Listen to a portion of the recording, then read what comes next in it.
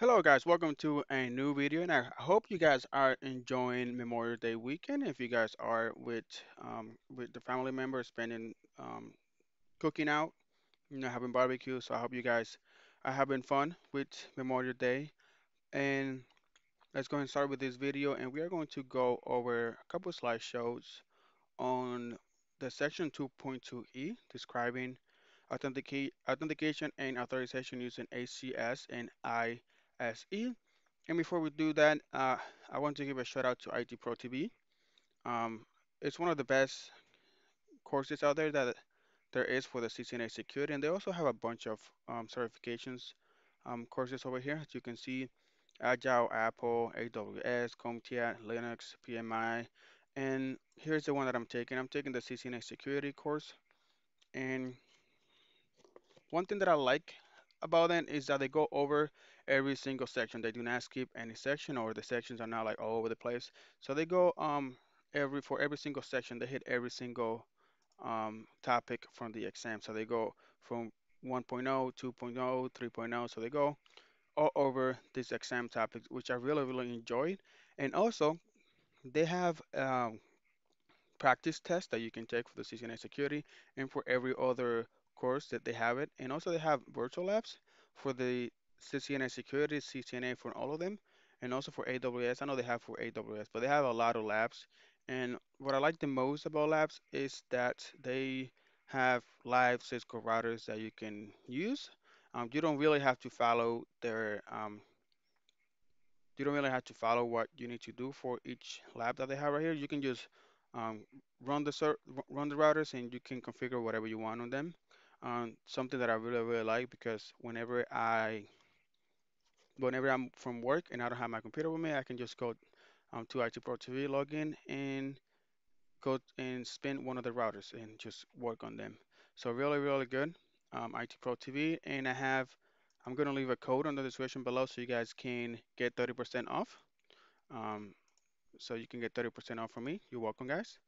So you guys want to try it out, and it also comes with a 7-day trial.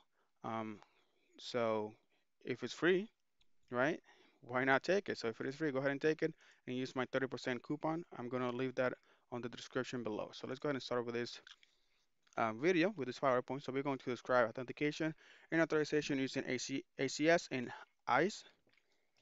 So Cisco Secure ACS is a robust AAA server that offers both TACACS and RADIUS services in one system. Really good.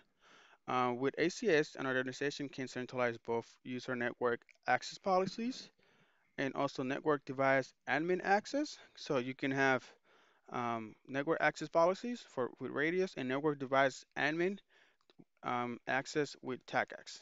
So both policies you can have it in one server.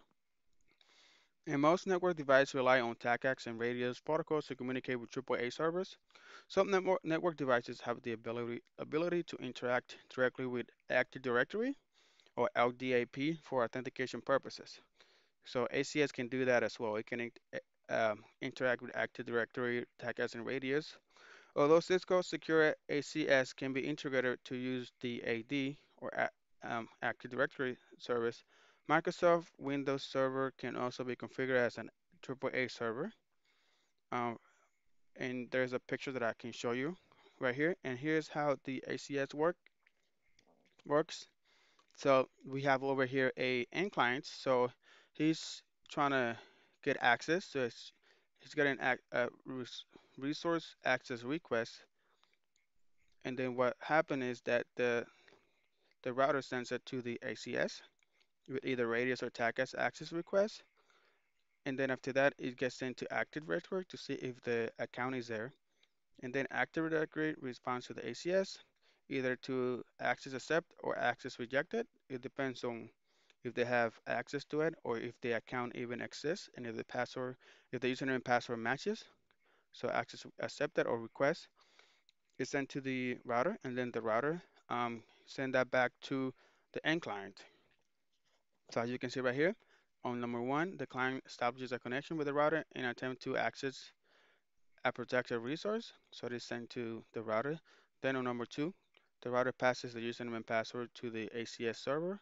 The ACS server consult to the LDAP or AD server over here. And then on number 4, based on the information that is found in the LDAP or AD server database, the ACS server informs the router that the router is or is not authenticated, and then the router passes that authentication results to the client. Okay, and now since we went over ACS, now we have to describe what ISE is.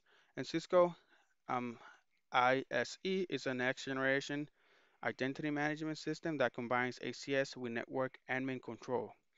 Okay, but also includes the following features. So with ISE, you can do profiling, which determines the type of device from which the user is accessing the network. Posture assessment, which determines the health of the device accessing the network. So if it has like, if it doesn't have an antivirus or something like that, it's gonna say that the health is not really good, and it's gonna reject that communication if you don't have like an antivirus or if the firewall is disabled or something like that. And centralized web authentication, it also provides that, which simplifies the provisioning of guest access, and also offers AAA, which offers an identity-based network access, login, compliance, and reporting. And Cisco ISE is the main policy component for Cisco Trust Sec, and is a Cisco technology that protects assets such as data, application, and mobile devices from unauthorized access. Um, and since this posture assessment determines the health of a device accessing the network, this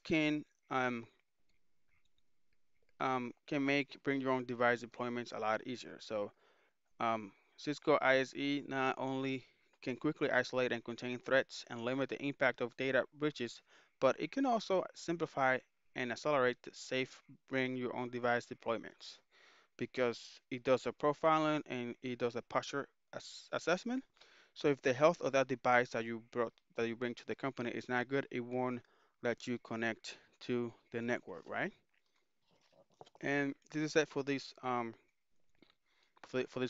Now what we want to do is I want to go ahead and take this quiz that I created. I'm gonna add a link for this quiz if you want to take it. So authorization on the router, what should be created and applied does not identifies a user before access is allowed, describe what a user is allowed to perform, tracks the services and amount of resources used. So it identifies, right? Let me see, authentication is B, describes what a user is allowed to perform. This is authorization, which is C,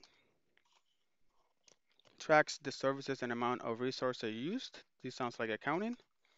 On the router, what should be created and applied to a VTI line to enforce a specific set of methods for identify who the user is. It's authentication method list right here. And then we have multiple choice, the main policy component for Cisco TrustSec, and is a Cisco technology that protects assets such as data, applications. We just read that one, so we should know it's this one. From the router, which method tests the most about the ACS configuration without forcing you to log in again at the router. So you can do a test AAA, which I showed you on the video. If you guys haven't seen my AAA videos, go ahead and take a look at that. Which devices or users will be clients of an ACS server? The routers or switches, who will be the client? What is the minimum size for an affected TACACS group of servers? The minimum is 1 and the maximum is 4. Protects password only, uses UDP and is lightweight and consumes less CPU radius. That's true. A robust AAA server offering both TACACS and RADIUS in one system, ACS. That's true. A separate protocol that handles authentication, authorization, and accounting services. A separate protocol. Hmm, I think this is false. Let's go ahead and check my answer. There we go. We got 100%. Yay! So this is it for this video, guys. I hope you guys enjoy it. And if you guys want to take a look at ITProTV, just go to ITProTV.com and use promo code, I believe it's CCNA DT, and you will get 30% off. So go ahead and take a look at ITProTV. Really good videos. Thank you guys for watching, and I'll see you in the next one. Bye bye.